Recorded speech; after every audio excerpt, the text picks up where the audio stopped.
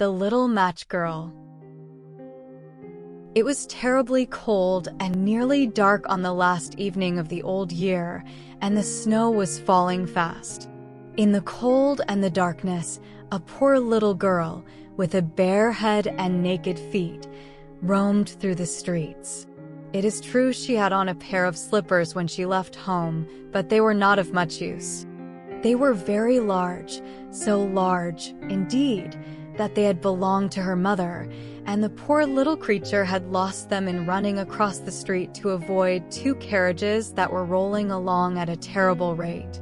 One of the slippers she could not find, and a boy seized upon the other and ran away with it, saying that he could use it as a cradle when he had children of his own. One of the slippers she could not find, and a boy seized upon the other and ran away with it, saying that he could use it as a cradle when he had children of his own. So the little girl went on with her little naked feet, which were quite red and blue with the cold.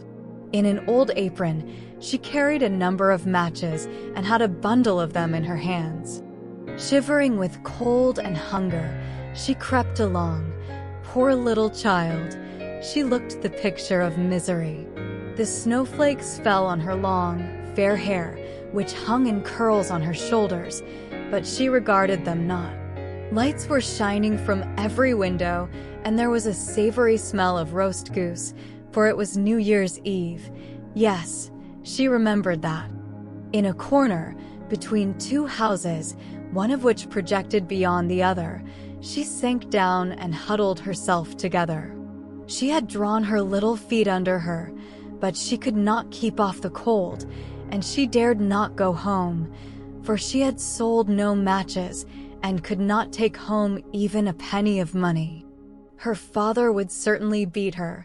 Besides, it was almost as cold at home as here, for they had only the roof to cover them, through which the wind howled, although the largest holes had been stopped up with straw and rags.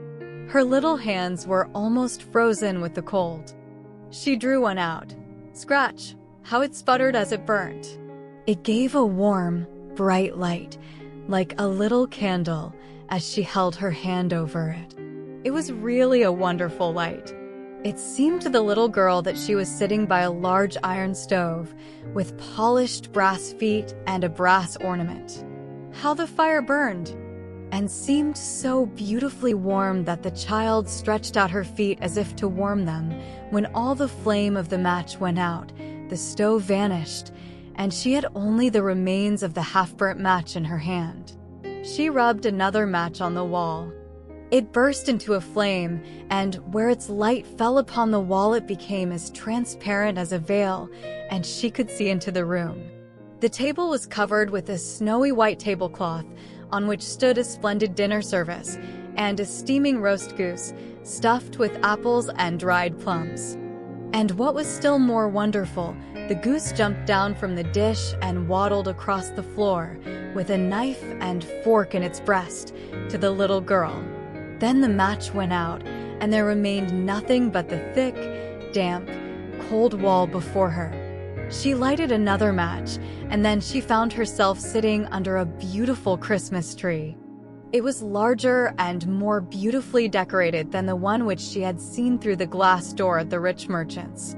Thousands of tapers were burning upon the green branches, and colored pictures, like those she had seen in the show windows, looked down upon it all.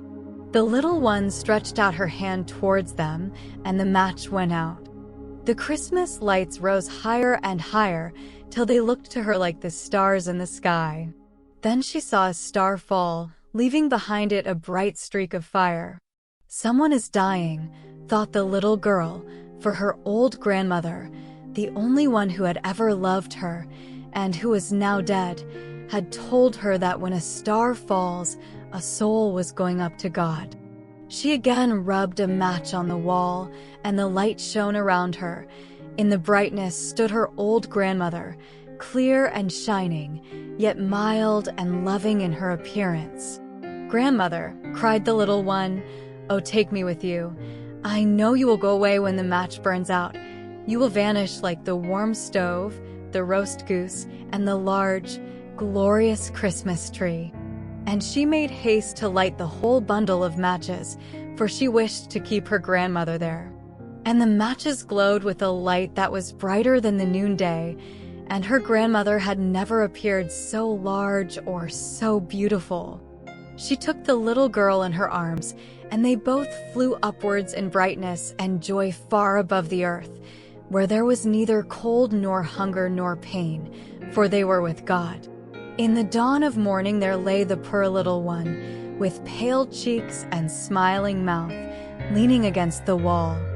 She had been frozen to death on the last evening of the year, and the New Year's sun rose and shone upon a little corpse. The child still sat in the stiffness of death, holding the matches in her hand, one bundle of which was burnt. She tried to warm herself, said some. No one imagined what beautiful things she had seen, nor into what glory she had entered with her grandmother on New Year's Day.